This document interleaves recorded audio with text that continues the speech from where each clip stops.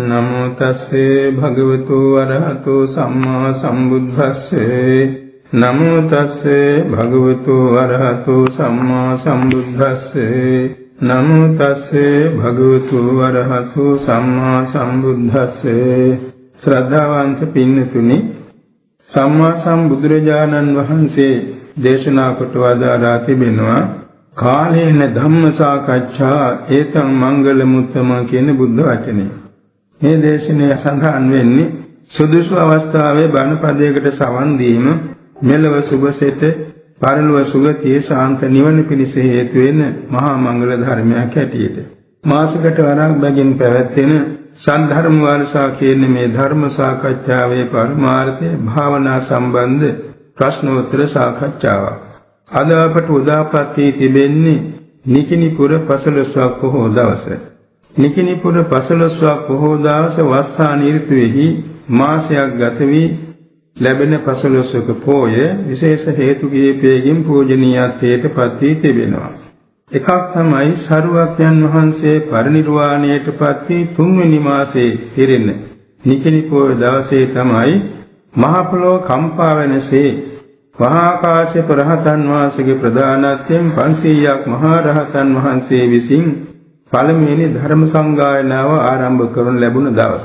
ඒ දවසේ තවත් විශේෂ සිදුවීමක් තමයි කල්ප ලක්ෂයක් පෙරම් පුරාගෙන නැවේ සම්බුද්ධ ශාසනයෙහි සතිමන්ත, ගතිමන්ත, දෙතිමන්ත, බහුශ්‍රත, උපාඨාග කියන තනතුරු පහක් දිනාගත් ධර්ම භාණ්ඩාගාරික අනද මාහිමියන් වහන්සේ සතර ඉරියව්වෙන් තොරව අරිහත්ත්වයට පත් වී වදාළ දවස හරියටම නිකිනිපුර පසළොස්වක බොහෝ දවස. මේ නිසා මේ දවස අපට ඉතා වැදගත් පූජනීයත්වයකට පත් වූ දවසක්. මේ දවසේ අපි චිත්ත සමාධියක් සිතේ තැන්පත්කමක් ඇතිව අපේ ධර්ම සාකච්ඡාවට සහභාගී වෙමු. අවසරයි ස්වාමින් වහන්සේ. අසුභ භාවනාව කියන්නේ කුමක්ද? භාවනා කියන මේ වචනේ තේරුම කුසල් අරමුණු දියුණු කිරීමයි. කුසල් අරමුණක් අරමුණු කරගෙන සිතේ බෝධිපාක්ෂික ධර්ම සති සමාධි ඥාන දියුණු කිරීමයි භාවනා කියන්නේ. එයින් භාවනා අතුරින් තියෙනවා අසුභ භාවනා කියලා කොටස් දෙකක්. සවිඥානික අසුභය, අවිඥානික අසුභය කියලා.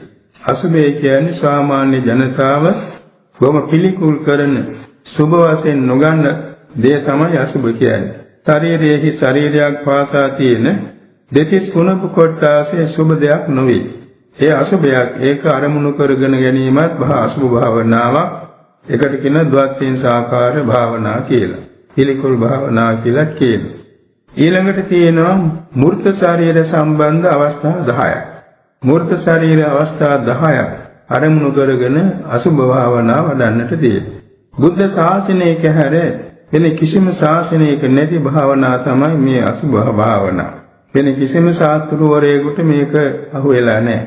පුරුදු කරලා නැහැ. බුදුරජාන් වහන්සේ පමණයි මේ අහගෙන දෙයින් පිළිකුල් කටයුතු දෙයින් පවා ධ්‍යාන වඩලා විපස්සනා වඩලා අරහත්ත්වයට යන මාර්ගයේ දේශනා කොට වදාරා තිබෙනවා.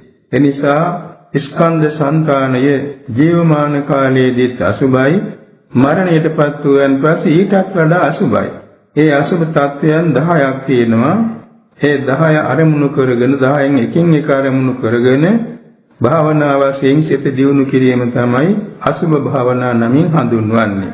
ඒ සම්බන්ධව අපේ සාකච්ඡාව පවතින හැටි සාවධානව සවන් දෙමු. අවසරයි ස්වාමින් වහන්සේ. අසුභ භාවනාවේ ප්‍රභේද තිබෙනවද? ඒ මොනවාද? අසුභ භාවනාවේ ප්‍රභේද විශේෂයෙන් තියෙනවා ප්‍රධාන ප්‍රභේද දෙකක්. සවිඥානික අසුභ, අවිඥානික අසුභ කියලා. සවිඥානික කියන්නේ ජීවත්ව ඉන්න කාලේ මේ රූප කය පිළිබඳව තියෙන අසුභ ලක්ෂණ. ඒ කියන්නේ කේශා, ලෝම, නඛා, දන්තා, තචෝ ආදී කොටස් 32ක් තියෙනවා. ඒ අසුභ භාවනාව සවිඥානික අසුභ භාවනාවක්. ඒකිනුත් ප්‍රථම ධ්‍යාන 32ක් උපදවනවා. වර්ණ කසින වශයෙන් අෂ්ට සමාපත්තිය උපදවන්න පුළුවන්. ධාතු මනසිකාර වශයෙන් උපචාර ධ්‍යාන උපදවන්න පුළුවන්. ඒ සියල්ල විදර්ශනාට පදනම් වෙනවා. ඒ හැර මූර්ත ශරීර සම්බන්ධ මිනිසෙක් හෝ වෙන සතෙක් හෝ මරණයටපත් වුණායින් පසු අවස්ථා 10ක් තියෙනවා. ඒ 10 මොනවාද? උද්ධමාදක කියන ඉදිමිය ගිය මූර්ත ශරීරය. විනීලක කියන්නේ නිල් පාට වෙච්ච මූර්ත ශරීරය. විපුබ්බක කියන්නේ දොරටු වලින් ඕජාව ගලන මූර්ත ශරීරය. ඊළඟට විච්ඡේදක කියන්නේ දෙකට මැදින් කපා දමා තියෙන මූර්ත ශරීරය. කඩා දාලා තියෙන මූර්ත ශරීරය. වික්ඛායතික කියනවා සතුන් කඩා කාලා දාලා තියෙන අසුභය. ශරීරයේ තනින් තන සතුන් කඩා දාලා තියෙනවා. ඊළඟට වික්ඛිතක කියන්නේ තන් තන් වල කෑලි කෑලි තියෙන ශරීරය. ඒක තින් ඔය යුද්ධ පිටියවල එහෙම නැත්නම් සොර සතුරන් විසින් ඝාතනය කරපු තැන්වල නැත්නම් රාජ දඬුවම් වලින් සිදුවෙච්ච මේ ශරීර ඝාතන. ඊළඟට හත වික්ඛිතක කියලා තව එකක් තියෙනවා. ඒ කියන්නේ පෙති ගාලා ශරීරයේ කෑලි කෑලි වෙන් වෙලා තියෙනවා. ඒකත් බොහෝ සෙයින් යුද්ධ මණ්ඩල වල සිද්ධ වෙනවා. එහෙම නැත්නම් සොරුන් විසින් කපා දාලා තියෙන්න පුළුවන්. රජ දඬුවම්ගේ අනිංසත් සිදු වෙන්න පුළුවන්. එහෙම ශරීරය තියෙනවා ඉස්සර කාලේ.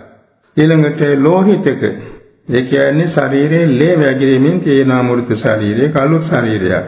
පරණ වෙන්නේ ඉස්සර තමයි ලේ වැగిරෙන්නේ. ඊළඟට පුලවක පණුවන් ගහපු පණුවන් පැතිරීගෙන ඉන්න මෘත ශරීරය. ඊළඟට ආට්ටික කියලා කියන්නේ සම්පූර්ණයෙන් ඇටසැකිල්ල. එක ඇටසැකිල්ලක් වුණත් ඒක ආට්ටික හැටියට ගන්න පුළුවන්. එතකොට මේ කියන දස ආකාරයේහි තියෙන මූර්ත ශරීරය එකක් ගානේ අරමුණු කරන භාවනා වැඩිවීමට කියනවා දසාස්බ භාවනාව කියලා.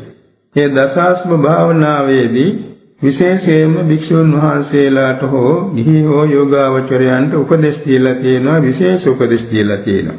ඒ මොකද කාරණය ඔය අසුභ භාවනා අද කාලේ නම් සොයාගන්නේ නැහැ බහුල වශයෙන්. බොහෝ වශයෙන් ඈත කාලයේදී සොහොන් පිට්ටනවල ශරීරයේ පිටින් උඩ පොළවේ දාලා තියෙනවා. ඉතින් ඒ අවස්ථාවල තමයි මේ 10ක් අපට දැක ගන්න ලැබෙන්නේ. සමහර විට කලාතුරකින් එහෙම දකින්න පුළුවනි. නමුත් මූර්ත ශරීර වශයෙන් දැකපු දේවල් අපට සිතින් අරමුණු කරගන්න පුළුවන් වෙනවා. ඒ කියන්නේ Taman දැකලා තියෙනවා බොහෝ දිනකින් මරණයටපත් වෙලා ඒ දේහය තන්පත් කරලා තියෙනවා ආදාන කරන්න ඉස්සෙල්ලා භූම දාන කරන්න ඉස්සර වෙලා. ඒ අවස්ථාව අනුව මේ බුද්ධ වචනේ තියෙනවනේ උපදේශ ඒ උපදේශ අනුව හිතා ගන්න පුළුවන් මේ මරිච්ච ශරීරය ඒ අවස්ථා 10ටපත් වෙලා තියෙන හැටි.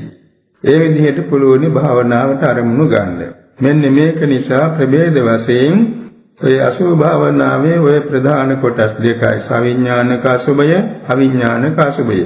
අවිඥානික අසුභය කොටස් 10කට බෙදෙනවා උද්ධමාතක විනීලක විපුබ්බක විචිද්දක වික්ඛිතක වගේම වික්ඛායතක හත වික්ඛිතක ලෝහිතක පුලවක ආට්ටික කියලා.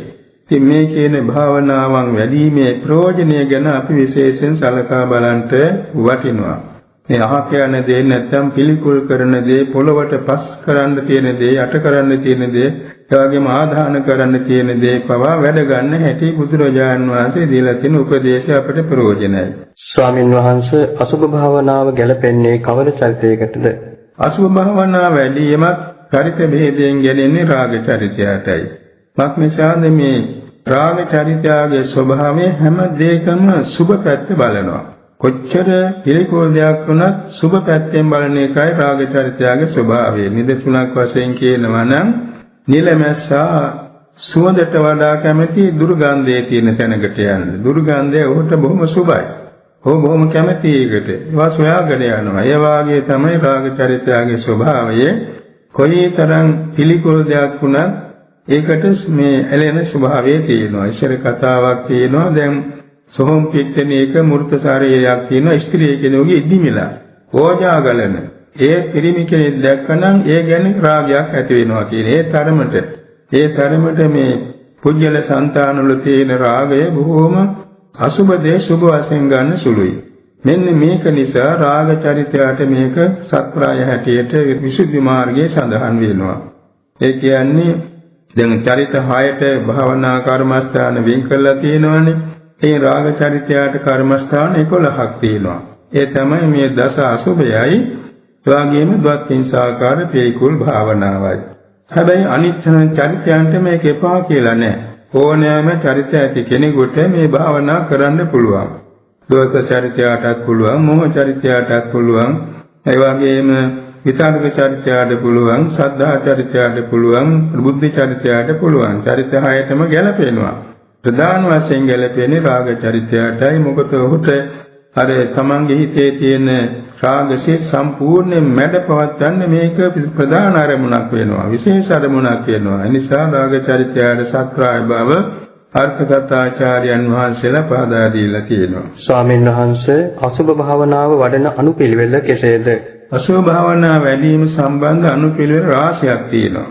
ඒ කියන්නේ හැමදාම අසුභ අපට අහන්න ලැබෙන්නේ කලාතුරකින් තමයි ලැබෙන්නේ. දැන් යම්කිසි භික්ෂුන් වහන්සේ නමක් අපි හිතමු යෝගාවචර භික්ෂුන් වහන්සේ නමක් විමසීමෙන් ඉන්නවා මේ දස අසුභෙන් එකක් හොයාගන්න. උන්වහන්සේට ආරංචි වෙනවා. ආරංචි වෙනවා අහවල් අනාන්තරේ නැත්නම් අහවල් සෝහම් බිමේ අහවල් තැන මෙහෙම මෘත ශරීරයක් තියෙනවා. ඒ උන්වහන්සේක පාඩම යන්න එපා කියනවා. අර වේගෙන් අර මීමැස්සේ රොම් හොයාගෙන නැත්නම් සුවඳ හොයාගෙන වේගින් යනවා වගේ යන්න එපා කියනවා. කලබලෙන් යන්න එපා කියනවා. ඉස්සෙල්ලාම ප්‍රධාන සංඝිෂ්ඨවරයන් වහන්සේට දැනුම් දෙන්න ඕනේ. ගම්පතියට දැනුම් දෙන්න ඕනේ. දැන් අද කාලේ හැටියට පොලිසියට දැනුම් දෙන්න ඕනේ. ඒමත් නිසා දෙහිම තැන්වලදී සිදුවෙන විපත්තිවලදී වගකී යුත්තන් අපි දැනගෙන ඉන්නට ඕනේ. අපි ගැන දැනගෙන ඉන්න ඕනේ. ඒක එකක්. අනිත් එක තමන්ගේ සීලය මැනවින් ආවර්ජනා කරගෙන පිටත් වෙන්නේ සුදුසු වෙලාව හරියටම නියම කරගන්නට ඕනේ. තමන්ට ඕන පාවහන් දෙකක්. සැරමිටියක්. හැන්දෑ වෙලාව නම් යම්කිසි ආලෝකයක් විදුලි ආලෝකයක් ඒ කාලේ නම් තියුනේ අද කාලේ විදුලි ආලෝක තියෙනවනේ. ඒ වගේ ආලෝකයක් අතේ තියාගන්න ඕනේ. හැරමිටි වාගේ දෙයක් අවශ්‍ය වෙන්නේ සොහොන් බිමට යනකොට වනසතුන්ගෙන් ඒ වගේම බලු සිවල් ආදී සතුන්ගෙන් පීඩා නොවනු පිණිසයි. ඒ වගේම යන මාර්ගයේදී මෙතනින් වමට හැරෙන්නේ, මෙතනින් දකුණට හැරෙන්නේ, මෙතන අසවල් ගහ තියෙන්නේ, මෙතන අසවල් මේ තුඹස තියෙන්නේ ඔක්කොම මාර්ග තොරතුරු හරියට මතක තබා ගන්නට ඕනේ. ඒකද වීති ප්‍රතිපාදනයේ කියලා තමයි යන්නේ මාර්ගය හරියට මතක තියාගන්නට ඕනේ. ඊළඟට දැන් සොහොන් බිමට සමීප වෙනකොට එක පාටම ඒ මුර්ථ ශරීර ළඟට යන්නේ නැහැ. වටපිටාව සොයා බලන්නට ඕනේ. අසවල් තැන ගහක් තියෙනවා, අසවල් තැන තුඹසක් තියෙනවා, අසවල් තැන ගලක් තියෙනවා. වටේට තියෙන නිමිති බලන්නට ඕනේ.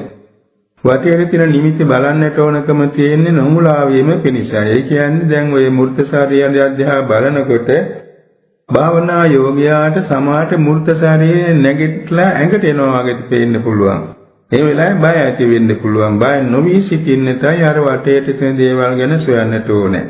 මතක තබා ගන්න ඕනේ. එහෙම මුගුරුතියක් ඇති වුණොත් කවදාකවත් ඉතින් මූර්ත ශරීරය නැගිටින්නේ නැහැ. නමුත් ඒ වෙලාවේ හිතන්නට පුළුවන් අර තුඹස තියෙනවා. තුඹස නැගිටින්නේ නැහැ. එහෙනම් මේ මලමිනියට නැගිටින්නේ නැහැ. ආවල්දන ගල තියෙන්නේ. ඒ ගල නැගිටින්නේ නැහැ. එහෙමනම් මේ මූර්ත ශරීරය නැගිටින්නේ නැහැ කියලා හිත හදාගෙන තමන්ගේ හිත ධෛර්යමත් කරගන්නටයි වටේට තියෙන ගස්ගල් ආදී දේවල් මතක තියාගන්නට ඕනේ. ඊළඟට මූර්ත ශරීරයට උඩු සුළඟින් ඉන්නත් හොඳ නැහැ.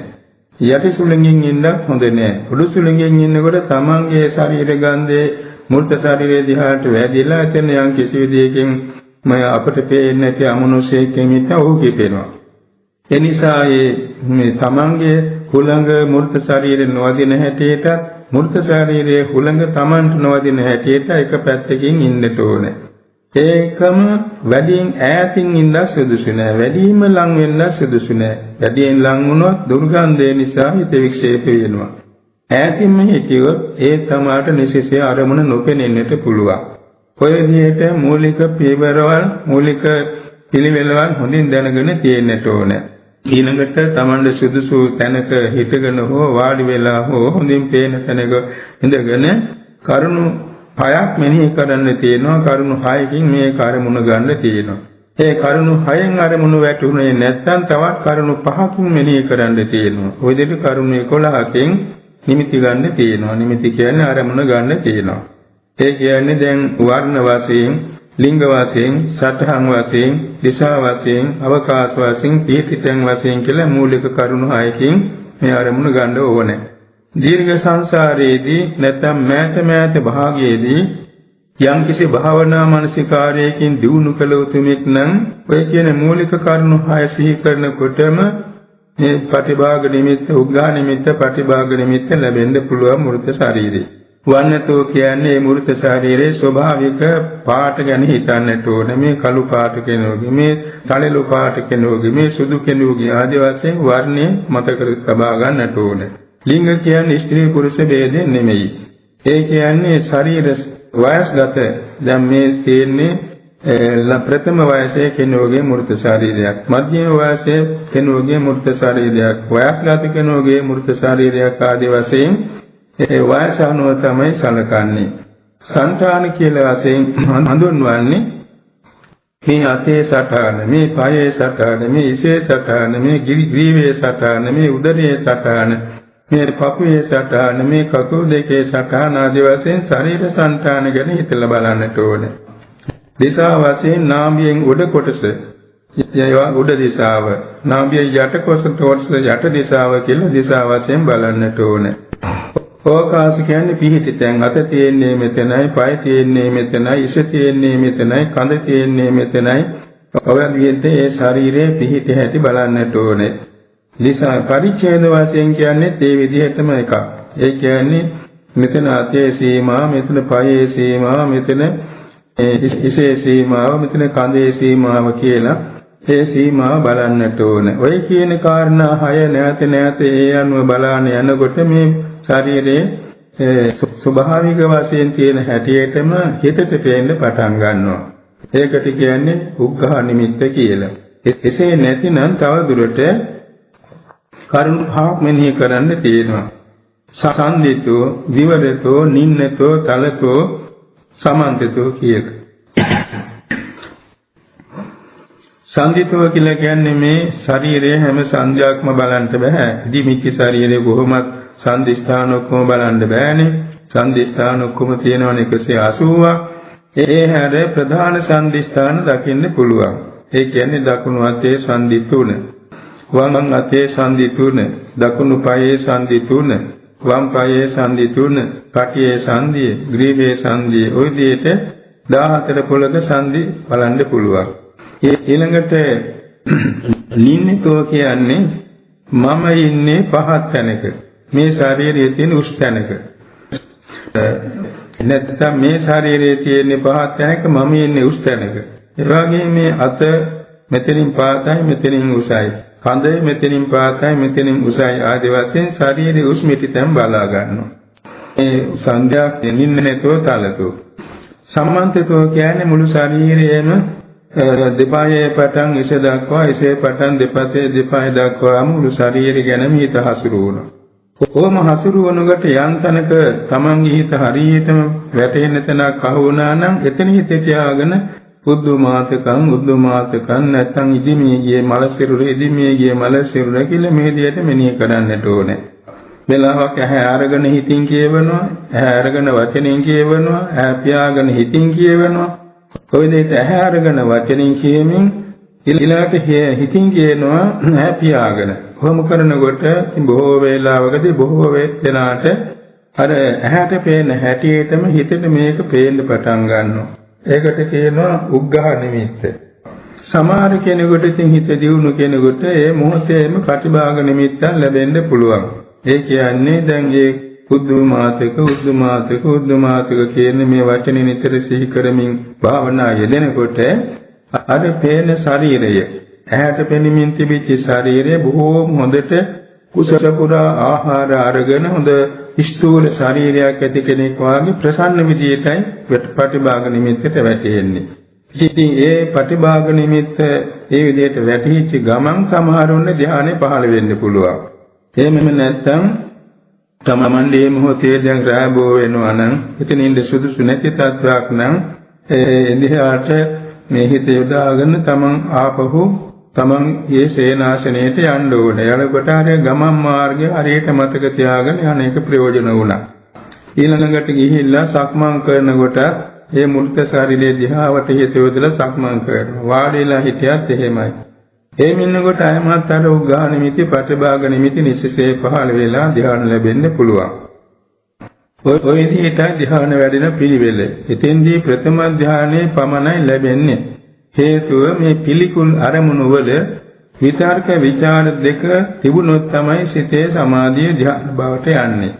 විතර්ක විචාර දෙකෙන් තොර ධ්‍යානයක් මේ පිළිකුල් අරමුණක ලැබෙන්නේ. ඒ නිසා දැන් ওই ද්වත්යෙන් සාකාරී වුණත් මේ මූර්ත ශරීර ගැන වුණත් භාවනා කිරීමේදී ප්‍රථම ධ්‍යානයේ පමණක් ලැබෙනවා පිළිකුල් වශයෙන්. ඒකයි මෙතන තියෙන්නේ දැන් එයින් ලැබිය හැකි සමාධිය මොනවද කියලා ප්‍රශ්නයක් තියෙනවා නම් එහිදී කියන්න තියෙන්නේ මේන් ලැබෙන්නේ ප්‍රථම ධ්‍යානයේ පමණයි. ප්‍රථම ධ්‍යානය කියන්නේ විතරක විචාර ප්‍රීති සුඛ ඒකාග්‍රතාව කියන අංග පහකින් යුක්ත වූ ධ්‍යානයයි. ඒ ධ්‍යානය තමයි මෙතන ලැබෙන භාවනා සමාධිය හැටියට හඳුන්වන්නේ. හැබැයි ඒ එක මූර්ත ශරීරයකින් ප්‍රථම ධ්‍යානෙ ඉපදෙවුවා නම් අනිත් 9නුත් ඒ විදිහටම ලේසියෙන් පුළුවන් වෙනවා. මොකද පළවෙනි එකේදී ධ්‍යාන වැඩි වීම තමයි පමා වෙන්නේ. ඊළඟට වඩන්න බොහොම ලේසි වෙනවා. හේතුව නීවරණ පහ යටපත් වුණා, ධ්‍යානාංග පහ ශක්තිමත් වුණා, ඒ වගේම භාවනා කර්මස්ථානයේ රසය Tamanට වැටුණා. අර භාවනාවේ යෙදෙනකොට දැන් බොහෝ විට හිතන්න පුළුවන් කොහොමද මේ දුරුගන්ධ හමන පිළිගොල් භයානක අරමුණේදී හිත සමාධි කරගන්නේ කියලා. ඉතින්දි සඳහන් කරන අර්ථ කථාචාර්යයන් වහන්සේලා යම්කිසි අසුචි ගොඩක මණිකක් තියෙනවා. මණික දිලිසෙනවා. එහෙමනම් මේ පුජ්‍යලයා මණිකේ තියෙන වටිනාකම තේරුම් අරගෙන අසුචි වලට බහැලා හරි මේ මණික අරගෙන සෝදා ගන්නවා. තමනොත් පිරිසුදු වෙනවා. ඒ වගේ මේ පිළිකුල් අරමුණේදී ලැබෙන තියෙන ධ්‍යාන සමාපatti වල ආනිසංස දැකගෙන මේ පිළිකුල් අරමුණේ හරි භාවනා කරන්න යොමු විය යුතුයි කියන උපදේශ දීලා තියෙනවා. එන්න මේක නිසා මේ භාවනා වැඩිීමේ උපදේශයත් අනුපිළිවෙලත් ඉන් ලැබෙන සමාධියත් තමයි මේ කෙටියෙන් සඳහන් කරන්න යෙදුනේ. ස්වාමීන් වහන්සේ භාවනාවට දෙවෙන බාධක මොනවාද? අසුභ භාවනාවට තියෙන බාධක වශයෙන් හඳුන්වන්න තියෙන්නේ ඇත්ත වශයෙන් ලෝභය නැත්නම් රාගය. ඒ කියන්නේ හැම විටම හැම දෙයක් ගැනම හැම කෙනෙක්ම බොහෝසෙයින් හිතන්නේ අසුභ දේ සුභ වශයෙන් ගැනීමමයි. හරිස්සර උපමාවක් කියලා තියෙනවා. දැන් ඒ වනාන්තරයේ ඇවිදින සිවලෙක් රාත්‍රී කාලේ කෑම සෙවාගෙන යනවා. යනකොට කෑල කියන මල් වර්ග තියෙන ගහක මල් පේන්නේ හරියටම මස් වැදිලි වාගේ. ඒ ගහේ මස් වැදිලි එල්ලා තියෙන වගේ තමයි මොහොත පේන්නේ. නමුත් ඒකේ තියෙන මල් කොහොම රතු පාටයි මස් වැදිලි වාගේ තමයි පේන්නේ පුකුරු. ඒ කෑල මල් ගහ ළඟට ගිහින් මෙයා වාඩි වෙලා බලනවා අනේ මේ මස් වැදල්ලක් තමන්ගේ ළඟට වැටෙයි කියලා. නමුත් එළි වෙනකන් ඔහු වෙන කෑමක් හොයන්න යන්නේ නැතුව මේකම බලාගෙන ඉන්නවා. නමුත් අන්තිමේදී සිදුවෙන්නේ එළි වෙනකොට තේරෙනවා මේක මේ මල් ගහක් කියලා. ඔහු ලැජ්ජා වෙලා යනවා. ඒ වගේ තමයි හැම කෙනෙකුගේම හිතේ හැම දෙයක් ගැනම තියෙන සුභ වශයෙන්ගෙන ඇලීමයි. ඔය ඇලීම නිසා හරිය සිවලේකු අර මල් ගහට ඇලීගෙන ඉන්නවා. නමුත් ඒ මල් ගහේ මේ තියෙන්නේ මස් වැදිලි නොවේ නිසා රැවටලා යන සිවලෙක් වාගේ අන්තිමේ තමම රැවටෙනවා. මෙන්න මේක නිසා භාග්‍යවත් බුදුරජාණන් වහන්සේ දේශනා කළ තියෙනවා මේ අසුභ භාවනාවට තියෙන එකම බාධකය තමයි රාගය. ඒ රාගයේ අවස්ථා රාශියක් තියෙනවා. සංතාන ගැන, සටහන් ගැන රාගය, වර්ණය ගැන රාගය, ඒ වගේම ශරීරයේහි මාංශ පේශි වර්ධනය ගැන රාගය. ඔය වගේ එක අවස්ථාවල් අනුව 10 ආකාරයකට රාගය තියෙනවා.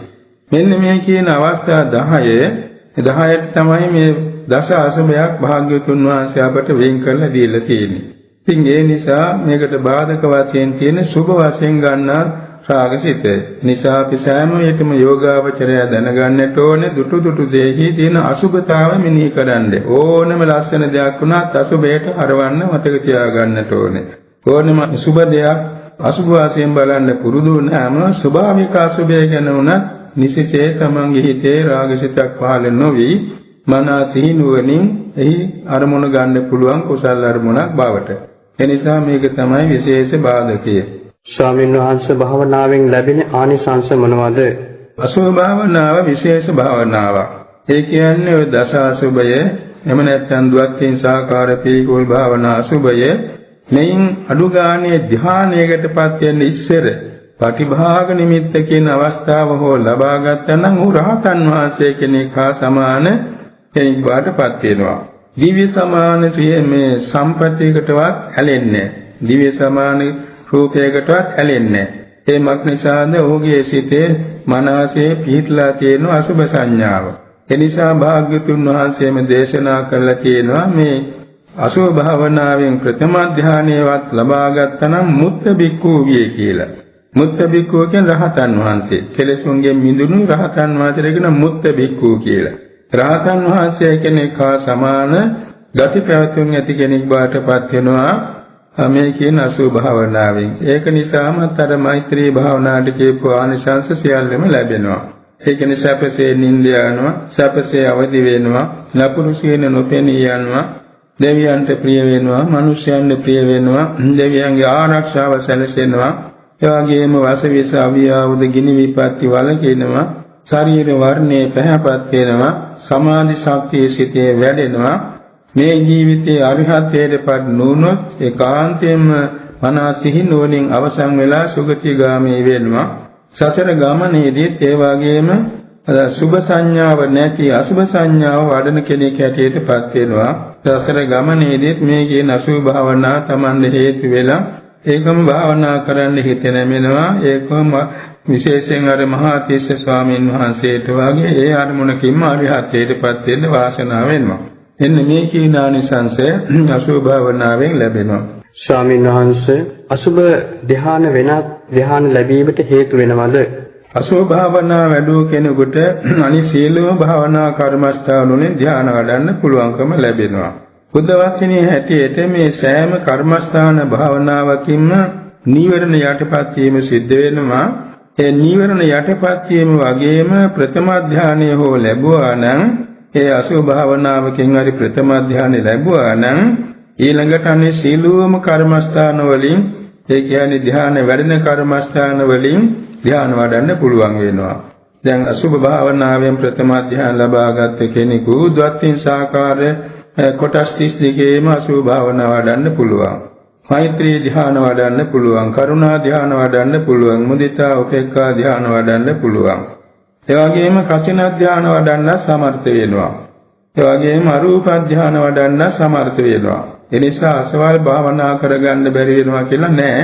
අසුභ භාවනාවෙන් ප්‍රථම ධ්‍යානය හෝ ලැබුව කෙනෙකුට සීලම අර්පණා කර්මස්ථාන ධ්‍යාන කර්මස්ථාන වඩන්න පුළුවන් බව බුද්ධ වචනේ සඳහන් වෙනවා. ස්වාමීන් වහන්සේ අසුභ භාවනාව විදර්ශනාවට පාදක වන්නේ කෙසේද? අසුභ භාවනාව විදර්ශනාවට පාදක වෙනවා. ඒ කියන්නේ දැන් අසුභ භාවනාවෙන් ප්‍රථම ධ්‍යාන ලබාගෙන කැමතිනම් ඒ ප්‍රථම ධ්‍යානයේ පදනම් කරගෙන ධාතු මනසිකාරයට හැරෙනවා. පඨවි ආපෝ තේජෝ වායෝ සතර ධාතු මනසිකාරයටපත් වෙලා එමඟින් රූප සම්මර්ෂණය කරන්න සමර්ථ වෙනවා. රූප සම්මර්ෂණය කළාට පස්සේ නාම ධර්මයන් කියන්නේ චිත්තචෛතසික ධර්මයන් සම්මර්ෂණය කරන්න සමර්ථ වෙනවා. ඒ විදිහට ඉදිරියට තියෙන විපස්සනා ඥාන එකින් එකට වඩන්න සමර්ථ වෙනවා මේ අසුභ භාවනා පදනම් කරගෙන.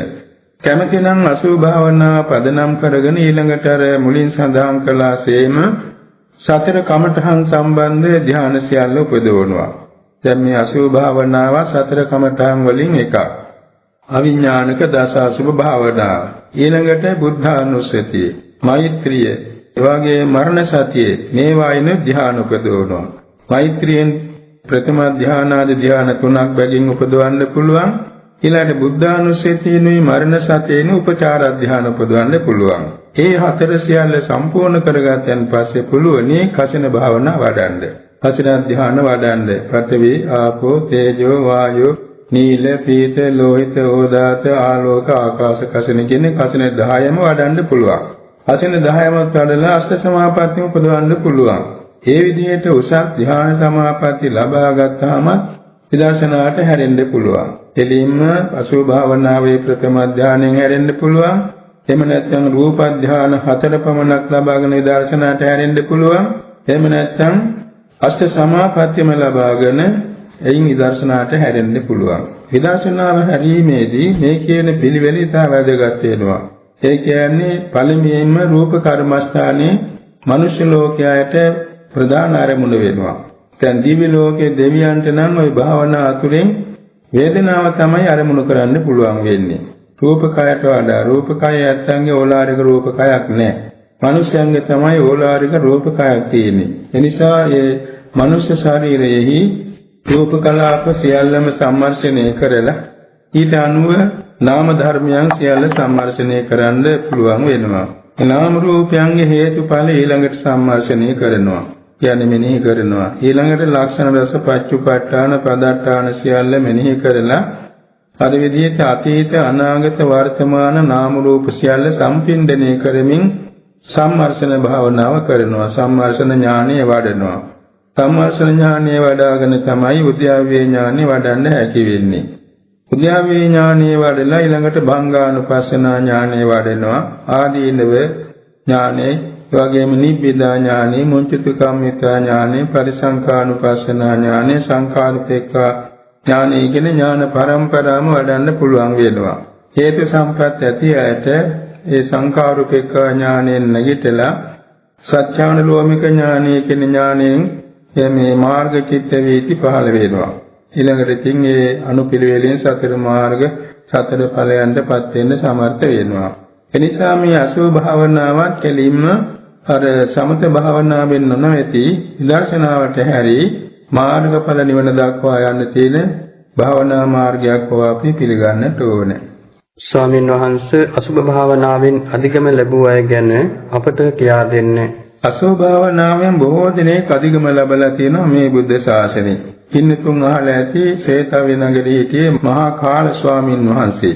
විශාල ධනවත් කෙනෙක්, පැවිදි වෙලා අප්‍රමාදව භාවනා කළා. උන්වහන්සේට ඕන වුණා දුතාංග රකින්න. සෝසානිකාංගේ කියන සෝන පිට්ටනේ රාත්‍රියේ මැදියම් කාලේ ගත කරන දුතාංග පිරුවා. උන්වහන්සේට ඕන වුණා මේ අසුභ කර්මස්ථානයේ ප්‍රයෝජන ලබන්න. ඉතින් උන්වහන්සේ හැමදාම රාත්‍රී 10ට පමණ ඒකේ කියනවා සෝසානිකාංගේ රකින්නකොට නීති රීති පෙළයක් ඒවා උන්වහන්සේ හොනට යනවා. සෝනීතියෙන් සක්මන් කරනවා. කවදාකවත් නිදාගන්නේ නැහැ රාත්‍රී කාලේ. වගේ තෙල් කෑම ගන්න, ආ වගේම මස් මාංශ කිසිවක් පිළිහිරු කෑම ගන්නේ නැහැ. ඒ විදිහට පිරිසිදු වෙලා තමයි උන්වහන්සේ හොනට යන්නේ. පාවහන් දෙකක් දාගෙන යන්නේ, අරමිටියක් අතේ තියාගෙන යන්නේ. උන්වහන්සේ මෙහිම සක්මන් කරන අතර ඒ සොහොන් පාලිකාවක් ඉන්නවා. එතුමිය මේ දවාලේ දකිනවා මේ ස්ථානයේ කවුරු හරි ඇවිදලා තියෙනවා. පස්සේ එක දවසක් තමන්ගේ දරුවනුත් එක්ක ඒ සොහොන්ගේ නැවතිලා හිටියා මේ පාලිකාව. ඉතින් මේ ස්වාමීන් වහන්සේ රාත්‍රී කාලේ ගිහිල්ලා සක්මන් කරනවා දැක්කා. දැකලා ගිහින් සමීපෙට ගිහින් ඔබ වහන්සේ කවුද? කියවම නැගිටිනේ මම මේ ආම්දුරු නමක්, ස්වාමීන් වහන්සේ නමක්. එහෙනම් ස්වාමීනි මේ සොහොනේ ඉන්නවා නම් නීති රීති අනුගමනය කරන්න ඕනේ නේද? අනේ හොඳයි කියලා දෙන්න කියලා දුන්නා. උන්වහන්සේ ඔක්කොම දන්නවා. කිව්වා ඉතින් ස්වාමීනි ගම්පතේ කියලා කියන්න ඕනේ. කාගේ සොහොන් පාලකයාට කියලා තියෙන්න ඕනේ. ඉතින් මට කියලා තියෝ නෑනේ ඔබ වහන්සේ. හොඳයි. එනම් මම ඉදිරියට කියලා මෙන්නම්කෝ. මට තියෙන උදව්වක් කරන්න අලුතෙන් මේ මූර්ත ශරීරයක් ආදාහන කරන වෙලාවක මට කියන්න. මං එනකන් තියාගෙන ඉන්න. ඉතින් මේ විදිහට මූර්ත ශරීරයක් බාරගෙන ආදාහන කරන්න ස්වාමීන් වහන්සේ රාත්‍රියේ නිකන් ඉන්න අවස්ථාවේ මේ දැනුම් දුන්නා. ස්වාමීන් වහන්සේ මේ චිතකේ ළඟට ඇවිල්ලා බලාගෙන ඉන්නවා මූර්ත ශරීරේ. චිතකේ නම් වන්නේ ඉස්සර බලාගෙන හිටියා. ඊළඟට නැංගුවන් පස්සේ බලාගෙන හිටියා. අන්තිමේ ආදාහන වෙන හැටි බලාගෙන හිටියා. ඔක්කොම කරමින් බලාගෙන ඉන්නකොට උන්වහන්සේට භාවනා කමඨාන සාර්ථකව වැටහිලා ඉතින්දිම අරිහත්ත්වයටපත් වුණා. මේත් එක සිද්ධියක්. අපේ ලංකාවේ එක්තරා උපසම්පන්න ස්වාමීන් වහන්සේ නමක් සාමණේර නමක් එක දැහැටි කපා ගන්න කැලයට වැදියා. ඒ දැහැටි කපා ගන්න කැලයට වැදියාම මේ සාමණේර නම වේගයෙන් ඇතුළට ඈතට ගියා. හොඳ මේ ගොබිල් හොයා ගන්න දැහැටි තලන්න. යනකොට දැක්කා එක්තරා පිට්ටනේ එක මූර්ත ශරීරයක් ඉදිමිලා තියෙනවා. මේ සාමණේර නම මේ භාවනා ගැන දන්නවා. එතුමා ඒ භාවනා වල ඒ මොහොතේම අනාගාමී වුණා.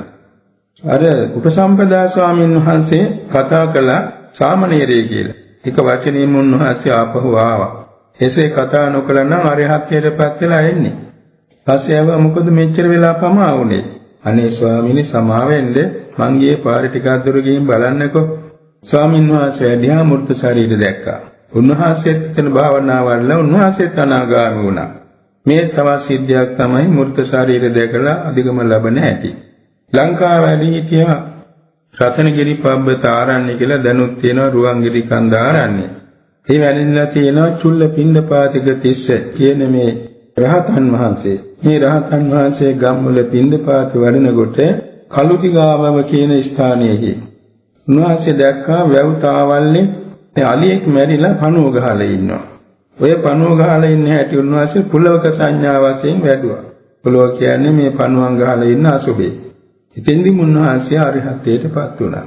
මේ වාගේ සිදුවීම් බොහෝදයක් අපට අහන්න ලැබිලා තියෙනවා. ලංකාවේ වැඩ සිටියා මහා තිස්ස කියලා ස්වාමීන් වහන්සේ නමක් උපන්නේ අනුරාධපුරේ පැවිදි වුණේ මිහින්තලාවේ. මිහින්තලාවේ ඉඳලා හැමදාම උදේ පාන්දර වඩිනවා අනුරාධපුරයේට පිණ්ඩපාතේ. උන්වහන්සේගේ භාවනාව අට්ටික භාවනාව. එක දවසක් උන්වහන්සේ වඩිනකොට දකින්න ලැබුණා පුදුම දෙයක්. ඒ කියන්නේ අනුරාධපුරයේ තරුණ කුලකාන්තාවක් ස්වාමියා එක්ක අඬදබර වෙලා ඇඳ පැළඳගෙන තනියම යනවා තමන්ගේ මව්පියන්ගේ ගමට. මේ මිදිරි පාන්දර. ස්වාමීන් වහන්සේ බොහෝම ලස්සන ශරීරය ඇති කෙනෙක්. හොඳට උස මහත වර්ණවන්ත ශරීරය ඇති කෙනෙක් මේ මහා තිස්ස ස්වාමීන් වහන්සේ. උන්වහන්සේ මේ වඩනවා දැකලා මේ කාන්තාවගේ හිතේ කෙලෙස් සිතක් පහළ වෙලා කෙලෙස් සිතකින් හිනා වුණා. ස්වාමීන් වහන්සේ වඩින්නේ බඹයක් පමණ පේන හැටියට තියාගෙන. අර වගේ සද්දයක් ආවොත් බලන්න නියමයි. මොකද්ද මේ සද්ද කියලා. උන්වහන්සේ අට්ටි කියන සංඥාවෙන්ම හැරලා බැලුවා. බලනකොටම අර කාන්තාවගේ විවෘත වෙච්ච දත්කට පෙළිය පෙරුණා. දත්කට පෙළිය එකමුළු සරුවාංගෙම ඇටසැකිල්ල පෙනී ගියා. ඇටසැකිල්ල පෙනී යනකොට හිත සමාධි වුණා.